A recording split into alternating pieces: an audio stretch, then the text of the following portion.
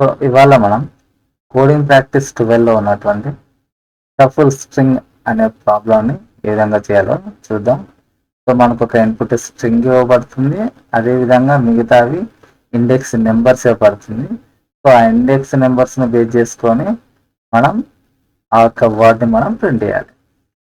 దీనికి first input అనేదాన్ని నేను స్ట్రింగ్ అనేదాన్ని నేను దాన్ని తీసుకుంటున్నా. ఆ తర్వాత for i in range of len of a అని తీసుకుంటున్నా.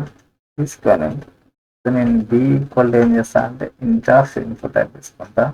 అండ్ దీన్ని ఇప్పుడు నేను ఒక వర్డ్ అనే దాంట్లోకి అసైన్ చేస్తాను. వర్డ్ ప్లస్ ఏ ఆఫ్ ఏ అనేదాన్ని అసైన్ చేసి దీన్ని లాస్ట్లో ఈ వర్డ్ అనేదాన్ని లాస్ట్లో నేను ప్రింట్ చేస్తాను. అండ్ దీన్ని మనం డిఫైన్ చేయలేదు కదా వర్డ్. సో వర్డ్ ఈక్వల్ నేను ఏం చేస్తా అంటే ప్రింట్ స్ట్రింగ్ అని ఇస్తాను. ఇప్పుడు ఒకసారి చెక్ చేసి చూద్దాం. సో మనకి ఇక్కడ కోడింగ్ ఇక్కడ నేను డి అనేది ఎక్స్ట్రా వర్డ్ ఇప్పుడు చెక్ చేస్తున్నా, రన్ చేసి చూద్దాం.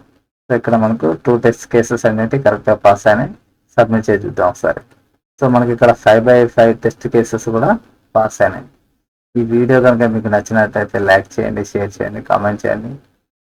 Thank you for watching.